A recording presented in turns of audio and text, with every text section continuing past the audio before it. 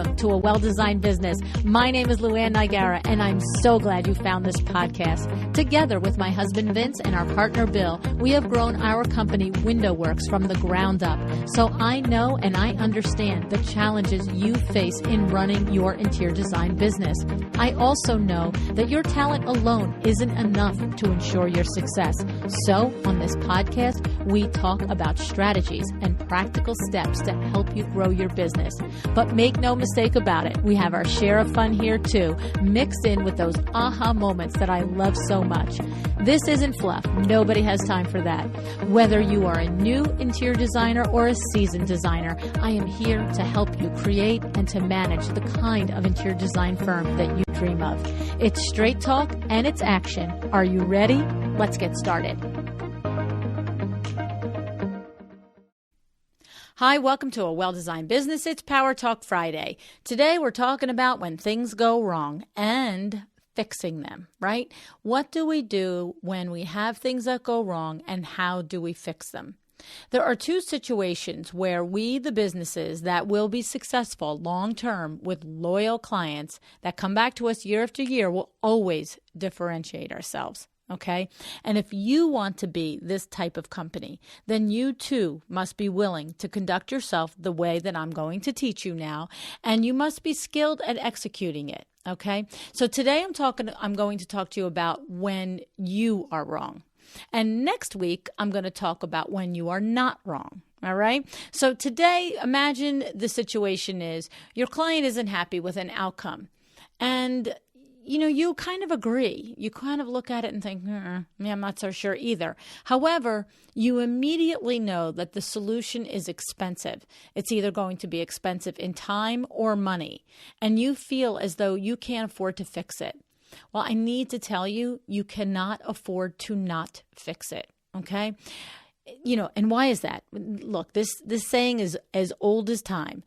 Good news travels fast and bad news travels faster and further. All right. And you know what I say about stereotypes and cliches? There's a reason that it's a cliche because it happens. Okay. So you have to really, really, really take this to heart. Okay. And what we're going to do is let's have a little scenario. Say you delivered an area rug and it's really beautiful. It has all the right colors. Maybe you even had it custom made for this project. But when it gets delivered, your client doesn't like it. And maybe they call you on the phone or maybe you're there with them and they can't really say why they don't like it. They're just saying something's not right. And you look at it and you know right away what's not right. The size is wrong. Right? Imagine you're looking at this and they're just feeling like, what's up with this? I don't know. I don't like it. And you're in your heart, you're saying that's because it's not the right size. Like I'm looking at this thing and I ordered it 8x11 and it really should have been 9x12. So the thing about this is sometimes the client will know. Sometimes the client will look right at you and say, isn't it too small? It's too small. And other times they won't. They'll just have a feeling that something's not right. And the thing about this is that so often we worry that if we tell them that we made a mistake, that we are going to be at a disadvantage with them from a standpoint of expertise, that it's going to cost us money to admit that we made a mistake. But the thing is, you're not fooling anybody by pretending anything. Okay? Because when you stand there and try and convince somebody of something that they know is not right, it's just, you don't win anything. You don't get anything. It doesn't serve you.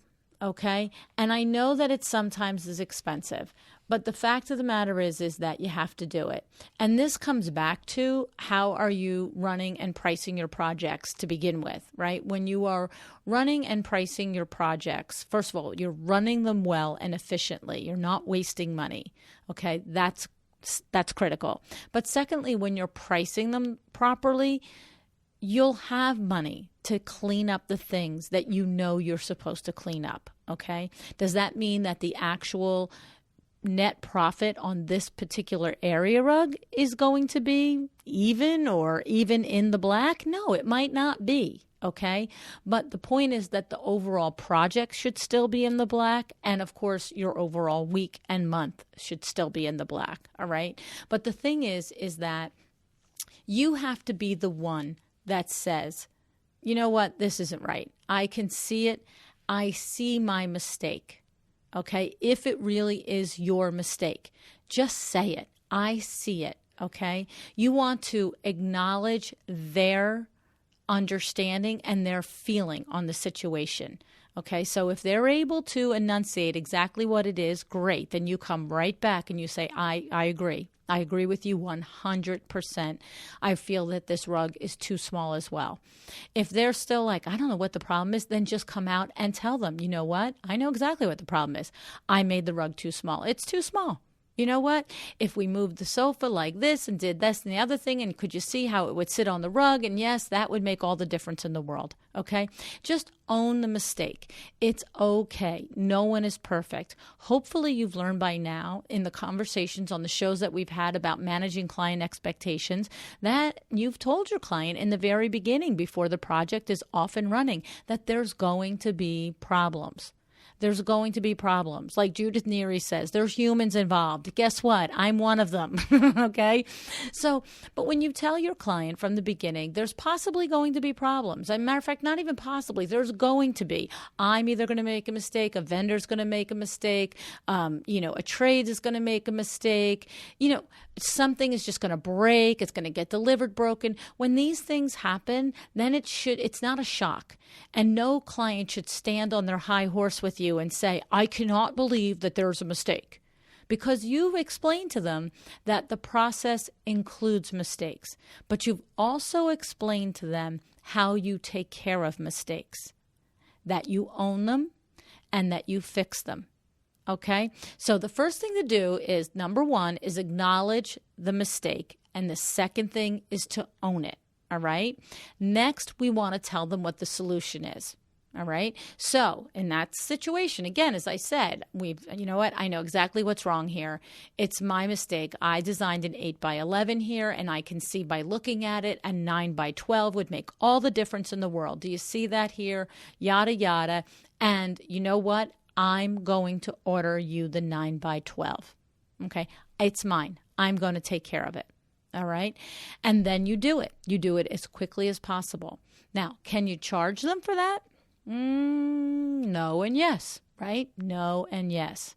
So let's understand something. It depends on how this happened and how it depends on every situation is completely different. So there's no way I can sit here and say with finality, yay or nay on this.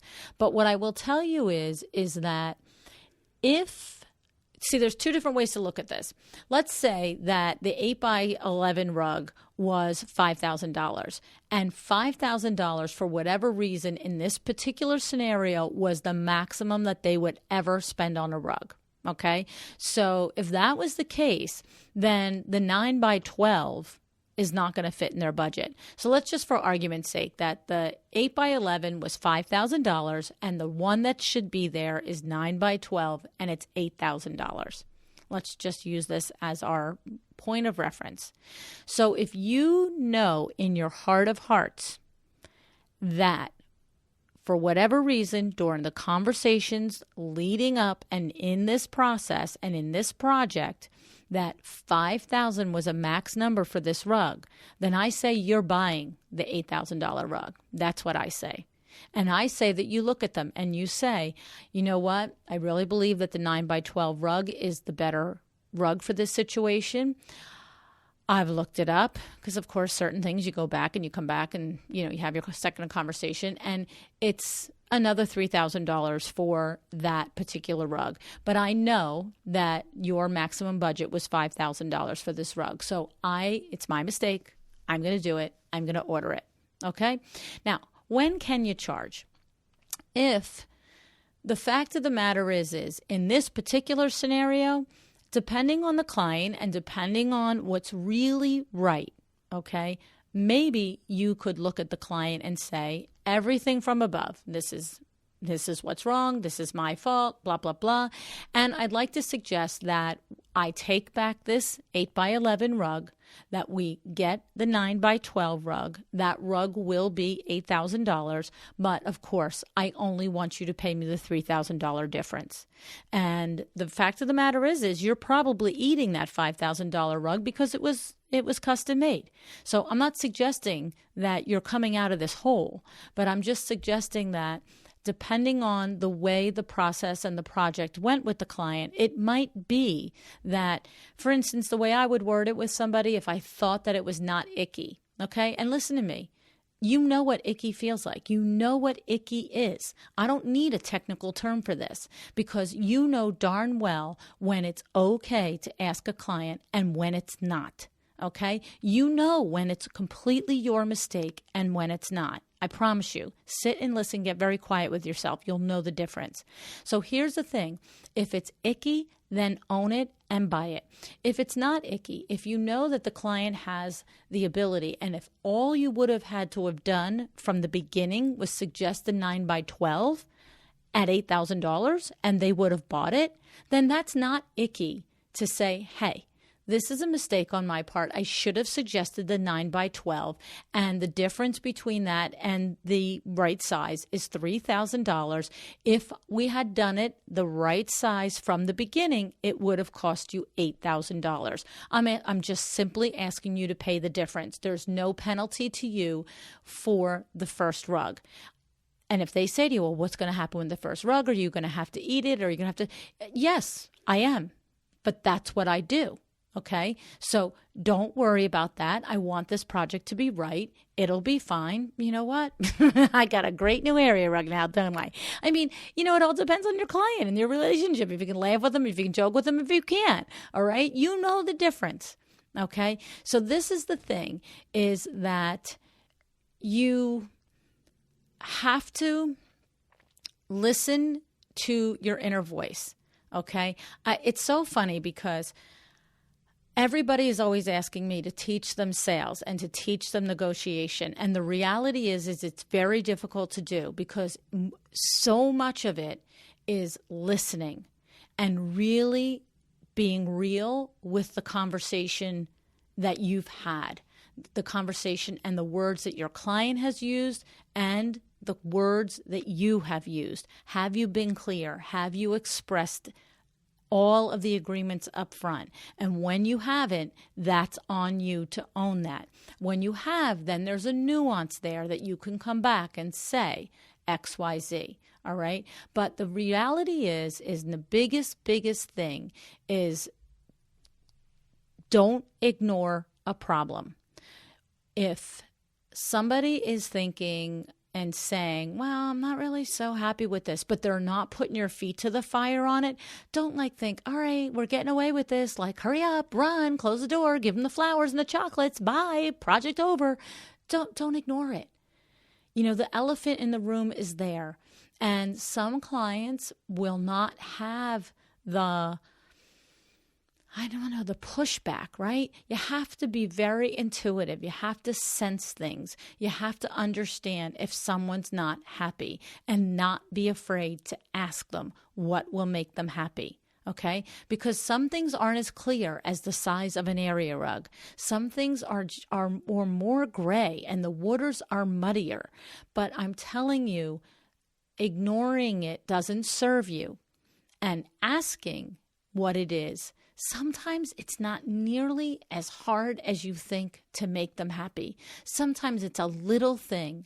But what's so big and what's so important is that you pick up the phone or go there and you say, hey, I'm feeling like things aren't quite on track.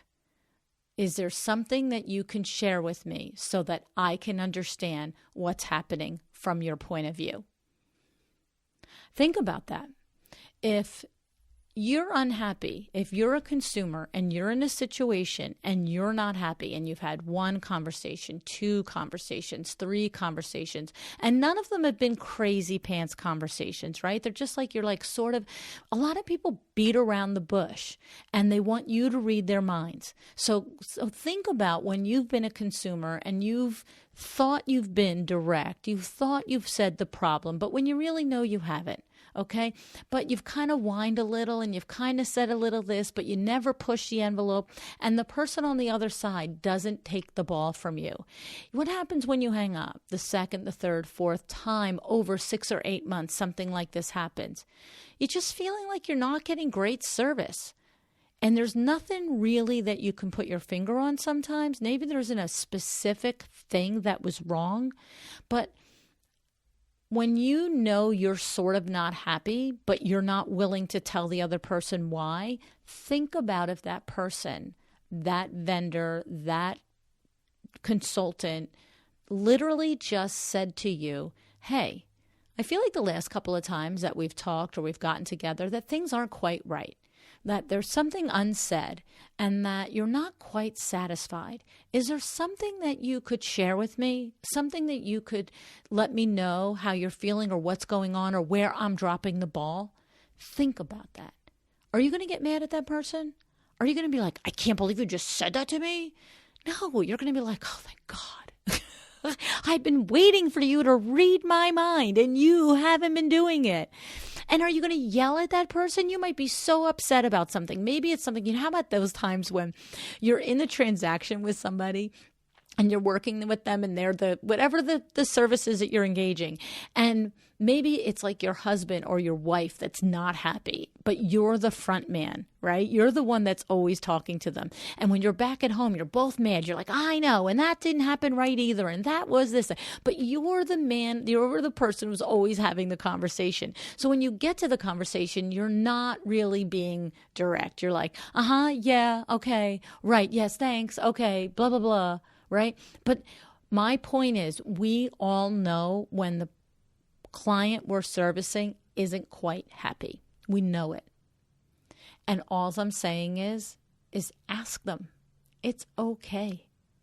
And then what I'm saying is, this is the recap here. What I'm saying is when you ask them and you find out what's wrong, give them the space and the time to talk and to share what it is that they're not happy about. Listen, listen, listen, okay?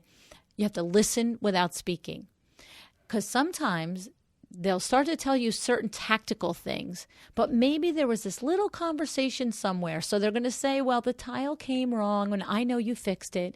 And then the painter was late. Yeah, I know. Then he showed up. But then there's this one little sentence. And the other day when you said XYZ, yada, yada, and boom, there it is. They're complaining about tactical or practical things, but there was a place in there. Maybe you hurt their feelings or you overlooked something or, they felt like you ignored a detail, okay? So my point is that face the problem. If you need to, be the one to bring it up. If they bring it up, own it. Listen without speaking, okay? Acknowledge their point of view. Summarize it. Say it back to them. So in the case of the rug up above, when we were talking, if I'm hearing you right, I think you really love the colors and the texture, but you're not sure what feels off about the rug. All right? So, or you really love the color, the textures, but your mom says she doesn't like the rug, and you're wondering if she's right. Say, well, I have to tell you, your instincts are right, or your mom is a smart lady, and I agree with you. I, too, love the color, and I love how the textures here and everything pick up this and complement that and yada, yada. Okay, these are phrases that you insert that do say and do show in backdoor sort of way that your expertise is still intact, okay? So I too love the color that we selected. I love here how these colors pick up the XYZ and the XYZ, and I love the texture that we use because yada, yada, yada, all right? So, and because the thing is you've designed a beautiful room, so we're not taking away from that. We're making sure we're kind of putting a little emphasis back there in a nice way. But, looking at everything together, I could have done better. I could have made the rug larger. It's the scale that's off here. And I'm sorry, that's on me. I have to say that doesn't happen too often, but and thankfully that doesn't happen too often, but sometimes it does. And that's part of design. Sometimes you just got to be in the room and see it all to come together. But don't you worry about it. I'm going to make it right because I want this project to be perfect for you. I know how important it is to you. I know how long it took you to be able to get to this space and this time in order to invest in this project. And it's important to me too. Okay. So the point is that own it, acknowledge it, listen, fix it, and don't worry about the money. It's a part of doing business. You got to make money and you got to spend money. It's as simple as that. If you're not making money, that's where the problem begins. And that's the truth of it. Okay. All right. So listen to me. Next week, we're going to talk about when there's a problem, but there really isn't a problem. But you still got a problem because you got to fix it, right? So tune in for next week on Power Talk Friday, part 2 of Fixing Mistakes. And I have to say, I have decided that I'm going to run a group sales coaching course. Does that sound like something you want more of? How about more conversations, more coaching, more tips on how to navigate this with your clients? I have to tell you, the last couple of years, so many of you have reached out to me and said, would you teach a course on sales? Would you teach a course on negotiating? Would you teach us how to have these conversations with our clients? Well, I'm going to do it. Here it is. We're going to start. There's going to be a summer session and a fall session. Each session will go 8 weeks. We're going to meet via Zoom video, okay, in real time. And what I'm going to do is I'm going to organize it like this. So we're going to have 8 particular topics that we're going to cover. And they include uncover your money stories, set the stage for success, how we make agreements before we sign contracts with clients and vendors is critical. Don't save your clients' money, more on that. Take your clients at their word. Okay, so often we read into the words or actions of our clients and vendors. We read meanings in them that aren't there at all. We attribute statements and actions and behavior to motives that we've concocted. Okay, so it's very important to read conversations and how to teach clients to communicate clearly with you. Here's another one. How about this one? Don't take clients at their word, okay? When you have to listen and you have to learn to uncover what is really being said by your clients and your vendors. And of course, these are two opposite things. At one point, I'm telling you, take them at their word. The next point, I'm telling you, don't take them at their word. This is complicated stuff, but it's not. It can be taught. You can learn how to read the nuance in language and in the actions and the body language and the intonation and what's said and not said, okay, in order for you to do the very best by your client. And that's what this is all about, all right? How about what to do when you did something wrong and what to do when the client did something wrong? So we've been covering a little bit about that, okay? Today we get a little teaser on that. Next week there's going to be another teaser on the other side. And then getting clear on knowing what you will do and what you will not do, right? Establishing clear service offerings, clear boundaries, clear responsibilities. All of this provides a roadmap for both your clients and your vendors so projects can be smooth and successful. And you know what happens when projects are smooth and successful? That leads you to greater profitability, okay? So here's the thing. What are you going to get with this course? Okay, so it's going to be 8 weeks, an hour and 15 minutes each week. So I'll do 30, 35, 40 minutes of the lesson. And then depending on how long the lesson went, we'll have 30, 35, 40 minutes for live Q&A. Okay. You will get a recording of every single session emailed to you the next day. All right. So you can use this to rewatch, to relearn, to go through the fine prints, to digest the concepts. You can also use it in case you can't be there a particular week in real time, or maybe you're from a part of the world that you can't be there in real time for any of it, but you will have access to these Zoom recordings with the full lesson and whatever question and answer took place. Okay. Then there's going to be a private Facebook group that will be for the group. And this is a place for you to ask questions in between time. So if I went over something a particular week, and then all of a sudden the next day you had an opportunity to try it out, and you want to share a win, how it worked for you, awesome. Or if you're like, that didn't work so well for me, LuAnn, what did I do wrong, or what could I have done better? Then you can come into the Facebook group and ask the question, okay, and I will answer it. The other thing that I'm going to do is I'm going to make a commitment to be live, have live office hours in the Facebook group once a week. So yes, if you have a question on a random day, put your question in. If the question is for me specifically, tag me and I will always come in and answer it. If it's a question for the group, terrific. If it's a share for the group, terrific. But I will establish one day a week where I will be live in there so that you get that additional access for real-time questions on this worked, this didn't work. Because that's really the whole point of trying to set out a way to, in a system, help you up your sales and your negotiation game. Because the truth is, every single situation is different.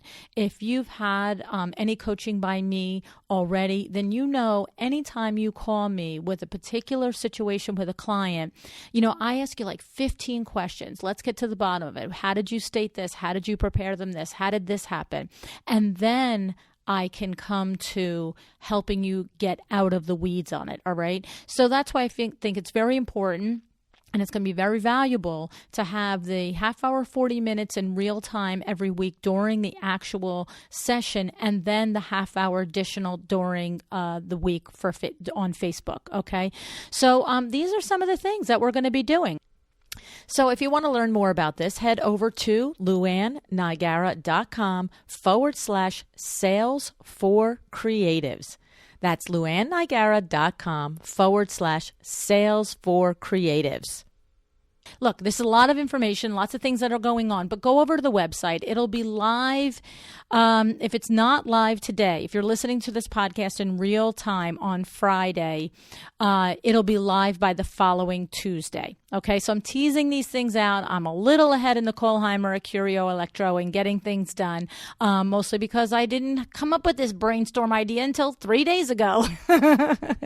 And you know me, when I get an idea in me, it's like a fire burning. So I really love this whole thing. I'm going to tell you more about it as it comes. Please be on my email list. Okay, so you do that. You text 444999.